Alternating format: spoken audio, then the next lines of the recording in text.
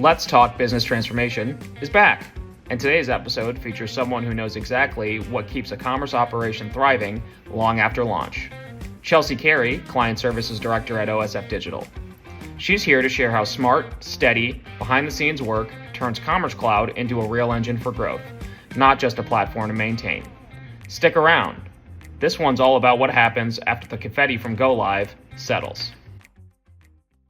So, Chelsea, I think it's a really interesting time for Commerce Cloud and specifically around managed services, just in that I think there's such diverse offerings in the marketplace, and what managed services means so many different things for so many different organizations. And I think it's really disorienting for customers as they look into the marketplace and look at what their managed services options are out in the marketplace. And I think where we sit and what you've done with the team is such a unique offering, and it's such a unique way to go to market with managed services that I wanted to sit you down and talk about Commerce Cloud for a second. So to get us started, can you give us a quick overview of kind of what our Commerce Cloud program really looks like today? And how does it go beyond kind of traditional platforms or issue resolution? Yeah, awesome. Thanks, Pat. I think you kind of nailed it in terms of there's a lot of offerings in the market today. Traditionally, with managed services, it's often thought of as kind of just that support and maintenance that's required to keep your platforms up and running smoothly. But I think at OSF, we take an approach that really looks beyond that traditional break fix and is more focused on outcomes that are really going to work towards driving your e-commerce business, which is at the end of the day, the most important piece. So I think with managed services, I always think of it as our long-standing, our trusted relationships where we get to work together month over month, year after year, and we get to really actually understand your business.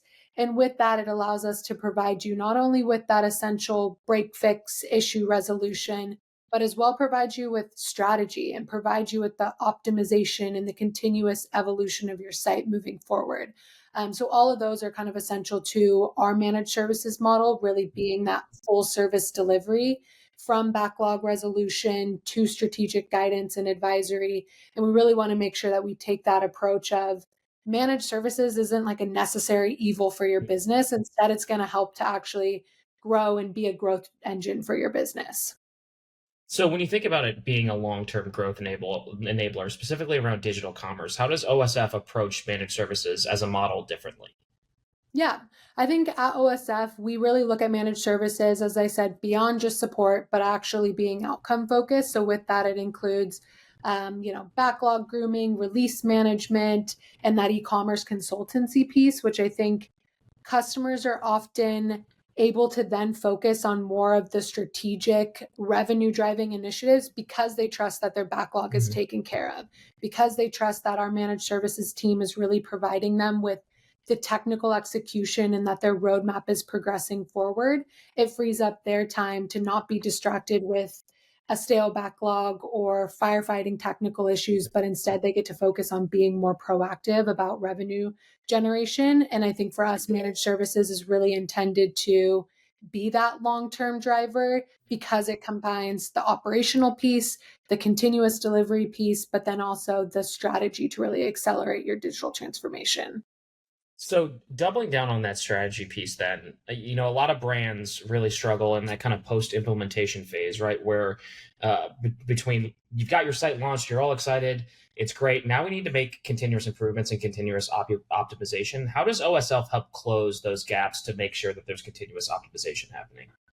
Yeah, I think a lot of times when customers are in that kind of implementation, that go live phase, it's very focused on a clear scope, very defined deliverables, and a defined timeline as well. Mhm. Whereas within managed services, our model is a little bit different. It's going to be focused on iterative improvements and Mhm. continuous optimization. So we try and bring in a structure that's really sprint focused deliveries or sprint based. And Mhm. that really allows us to make continuous progress on your backlog. And we still are able to develop in a predictable cadence, which I think is really important to the business. So within managed services, it sets you up with kind of the structure and the processes that are going to allow your business to make decisions faster because Mhm. they trust the enhancements are coming on a 2 week basis, maybe. So we really try and allow for the structure, but also the flexibility because we recognize our customers don't operate in that static environment.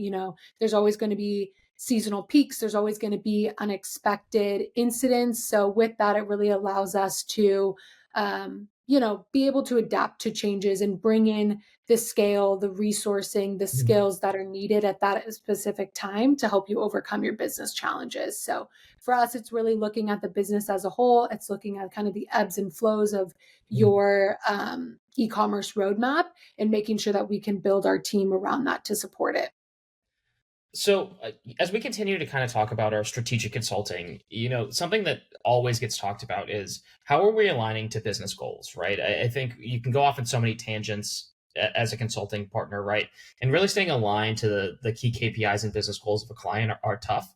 So, how does OSF ensure that we're stayed in line with those Commerce Cloud goals, in line with what the business wants to do?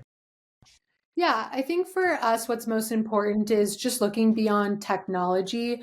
I think oftentimes managed services, the value's measured in just velocity, throughput, and number of tickets resolved. And I think that leaves a lot on the table for actually quantifying the impact of delivery. So with us, we try and look beyond just the technology and beyond just keeping your platform up and running.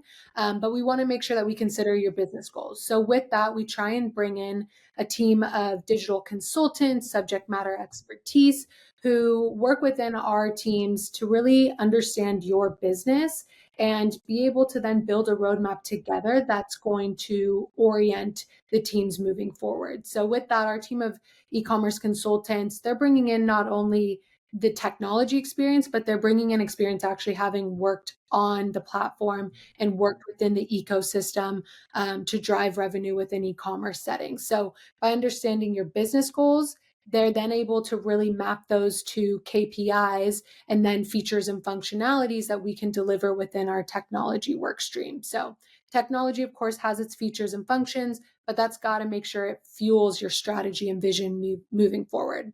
And that's why we really believe in a strong integration and collaboration with building a roadmap together because it's going to add value sprint after sprint. It's not just something that we can set it and forget it on day one and then never revisit. For us, we like to make sure we build target based roadmaps so we understand business objective, KPI, set a target, and then monitor how we're going to move forward with getting to that target through the enhancements of your website moving forward. So we like to make sure that we validate technical delivery, that it's having a meaningful impact on your business goals. And that's why we try and build value maps together that aren't just focused on throughput and velocity. So, what you're really talking about is something that most people would almost associate with implementation, which is you're really talking about a transformational model, right? So, when you think about an example, maybe of a client who's transformed either their experience, their customer experience, or their online performance through this model, are there any that come to mind? Yeah, I think sometimes it's starting with the basics. So we've had Mhm. customers come to us; they're already using the commerce solution, but maybe they're not happy with their site performance. And site performance can really lead towards your customer experience and therefore revenue generation. So, for example, we've had a customer, dissatisfied with site performance and really coming to us with that business challenge to solve. With them specifically, they had heavy content requirements, Mhm. large product portfolios that were really impacting the homepage, which is, the customer landing page. And what we were able to do within managed services is bring in some of those subject matter expertise and actually run an audit on their site performance Mhm. and really identify, what are the fundamental issues that are impacting this.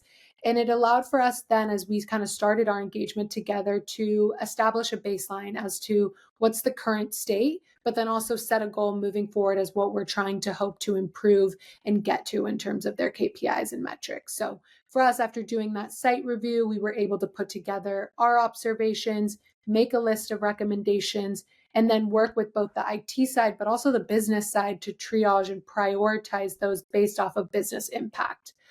Together, that really set us forward on a roadmap that created our backlog, which managed service was then delivering on a sprint by sprint basis, month over month, continually. So managed services really allowed us to work through that backlog together and also really allowed us to do that in parallel with other enhancements. So it wasn't just a sole focus on one specific KPI, but a wider focus on doing these things in parallel. And ultimately, we were able to improve their site speed before their peak season, which helped for the improved customer experience and then hopefully increase revenue generation and get their greatest return on their investment. And e-commerce really is dependent on speed and adaptability, right? So how does OSF's managed services framework really help clients release new features faster and stay ahead of customer expectations? Yeah, I think our managed services model is really built on, being able to provide agility, scalability, and then also flexibility. So we want to make sure that we're able to respond quickly to our customers' needs and actually be able to release faster. So with that, we have, standardized frameworks. We have well-defined processes that really allow us to bring in that operational stability through kind of following the core principles of the agile methodology. We take a really iterative approach to development, and that way it ensures that we're both efficient, we're both effective, but we're also maintaining the ability to adapt to customers' business needs, which I think is the most important piece when working in a really dynamic environment like e-commerce. We also have quite a few automated tools that really allow for us to do kind of site monitoring and alert us proactively to any issues that might be impacting the site. And that way we can resolve them before they have a larger customer impact as well. So by by maintaining the site stability, predictable environments, it allows us to focus on more of the delivery of new features and less on putting out fires.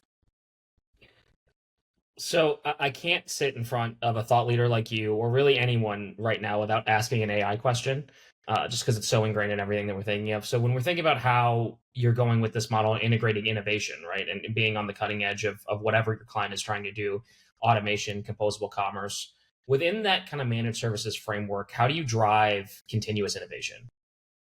Yeah, I think, as a leader in the Salesforce ecosystem, OSF has always brought innovation to development tools, to processes, to new features. And we really want to help make sure our customers are getting the most out of the Salesforce commerce platform and the roadmap looking forward. So, for example, we have a lot of pre-built commerce cartridges that are intended to really plug and play in our customers' environment and help them overcome business challenges quickly with easy integrations instead of creating net new custom solutions from scratch, which really helps us to deliver faster and bring in kind of those automated approaches to delivery. We also have our own all AI platform, which really supercharges the development lifecycle for our teams. We can develop faster and with higher quality with these tools like code reviews, creating test cases, all AI documentation. It really allows us to kind of streamline our workflows moving forward and increase the productivity and continuous improvement. So it's not always innovation necessarily on the platform, but it's innovation on our processes and how we're working together so that we can bring more effective and efficient operating models that are then going to lower your total cost of ownership in the long run. So what I'm hearing here is a lot of great business value delivered really fast, technical expertise, all the things that a client would look for. But that creates a problem in and of itself, right? Which is you're creating a lot of change that needs to be managed. So beyond that kind of technical expertise, right? How does OSF work alongside those client teams to make sure that we have better governance, agile workflows, and make sure the teams are cross collaborating? Yeah.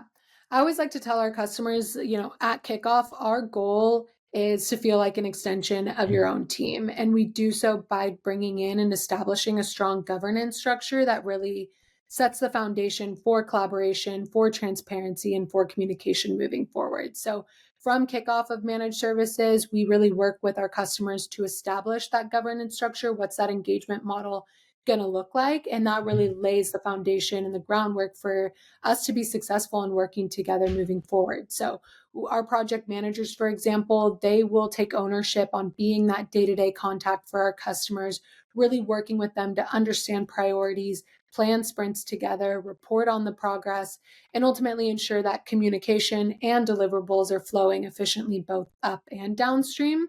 And then also by just embedding our teams within our customers' technology, within our customers' business processes, and your internal workflows, it allows for us to really adopt your business goals as our own and then promote kind of that one team partnership, which is really guided by the trust and the shared success that we take in those wins together.